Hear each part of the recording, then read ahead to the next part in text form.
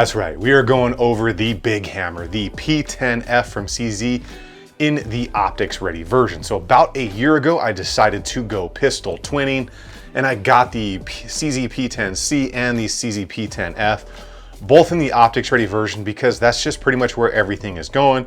Everybody's making the optics ready stuff, so I figured I might as well just grab those in the optics ready version because I knew I was gonna throw optics on them eventually. So this is gonna be about specifically the well over 1,000 rounds through the P10F.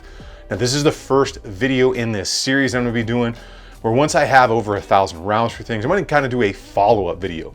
And 1,000 rounds really seems to be a mark for a lot of people. I don't know why, it just seems to be a mark for a lot of people, where they really begin to trust the reliability, the durability, the functionality, and of course, really good time to check that wear and tear on most pistols and rifles. And then of course, I am just tired of counting rounds, which is why it's called well over 1,000, not like 1,050 or 2,000 or whatever, because there are some pistols I have 5, 6, 7,000 rounds through, and then others like the P10F and the P10C, although I use them off and on and do product testing with them, I just don't quite have as many rounds through those as others. Now, if you don't know what the P10F is, it is a massive full-size hammer. Look how much grip I've got left on there.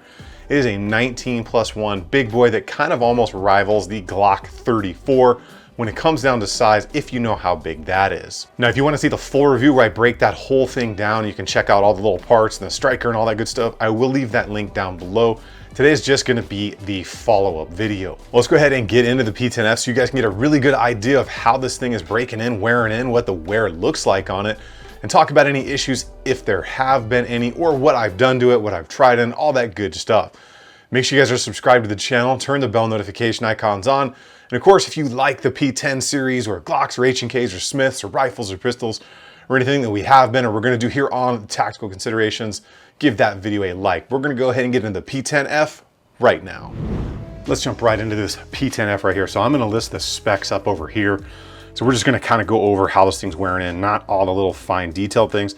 I do have a full review on this. If you wanna see all those detailed specs, you can check that out. But for a size reference, I'm gonna bring in my Glock 34 Boogeyman Monster right here and kind of give you guys a side-by-side so you really understand the size of the P10F compared to something that is very kind of close to the same size. You can see the 34's got a little bit more length, but they are pretty much very, very similar everywhere else. So that's just a good comparison. So you guys kind of have an idea of the size of this bad boy. Let's go over, kind of how this thing is wearing. We'll start with the mags. So you get two of the mags and they have the standard wear that's coming in pretty much everywhere. The coating's starting to come off around all of the places that we would expect it to come off, and that is just going to happen with these metal magazines. You can especially see where the slide stop or the magazine release, and up on the front for some reason wears a little bit more than everywhere else, kind of in that area right there. You get two of those mags. They are the 19+1, which is pretty awesome, but this thing is rather large.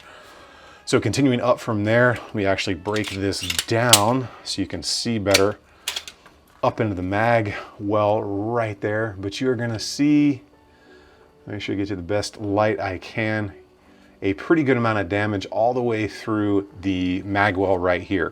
The reason for that is we're using metal mags on a polymer pistol.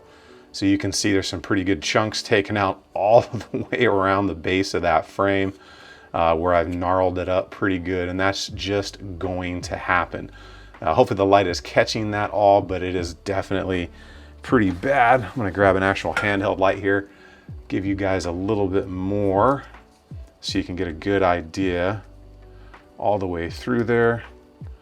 So you can see down in there now, you see it's got some pretty good marks going on, and that's just really to be expected.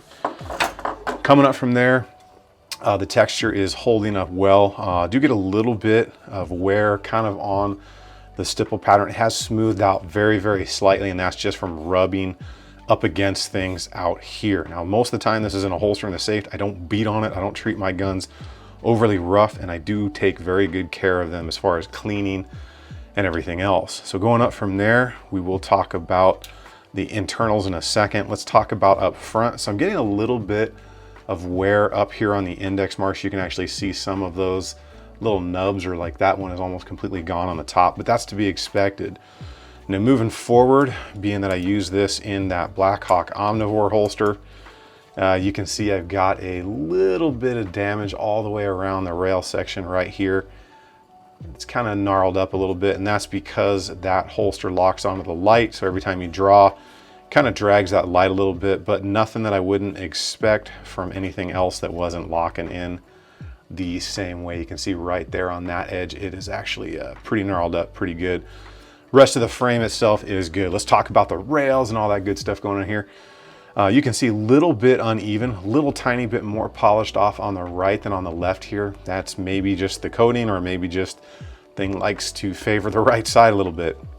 Definitely likes the front and outer portion of the rail right there. You can kind of see that shimmer. That's where that coating has been worn off.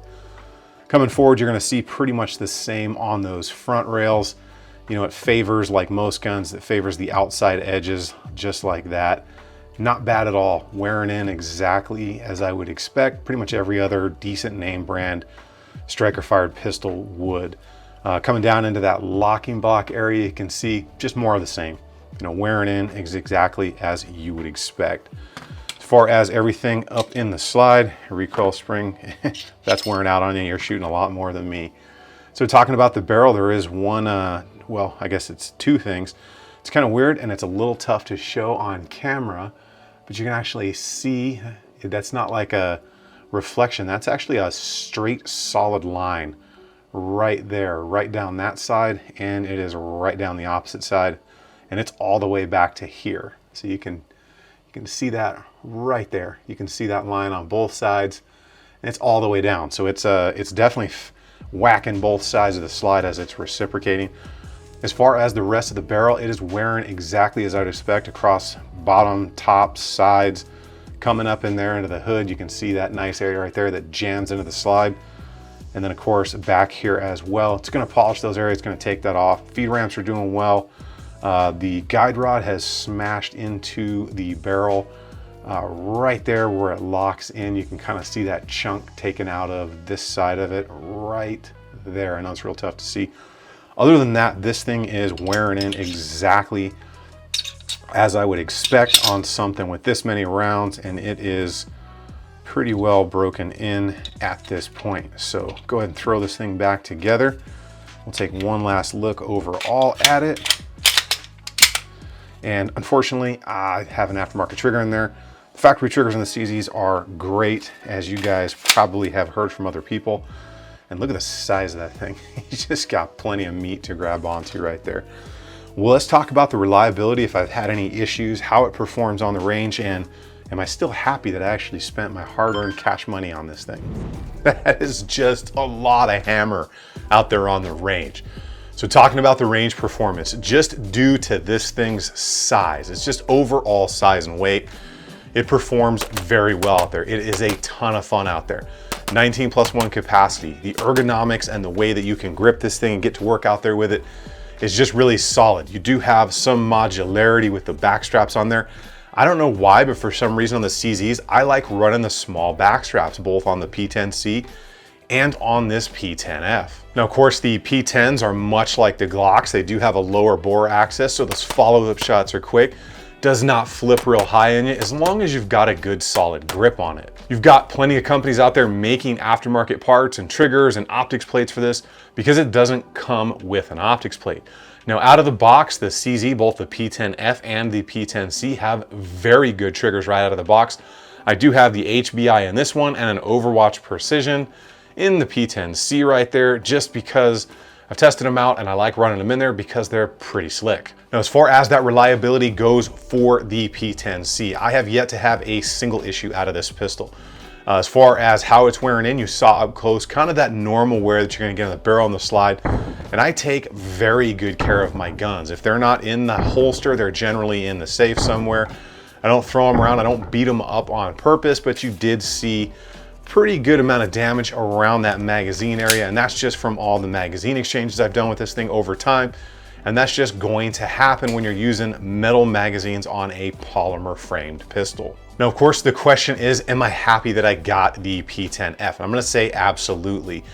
They're a little tough to get right now. You do have to buy your own plate here.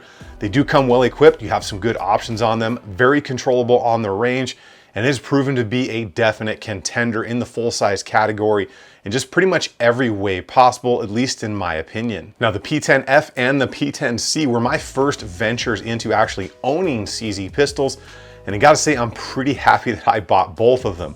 I will be doing a follow-up video on the CZ P10C because I've spent quite a bit more time with it, just testing different optics, triggers, and then other small parts as well that I may be bringing up here in the future. If you guys are in the full-size market right now, the P10F is definitely one to look in, especially the optics ready version.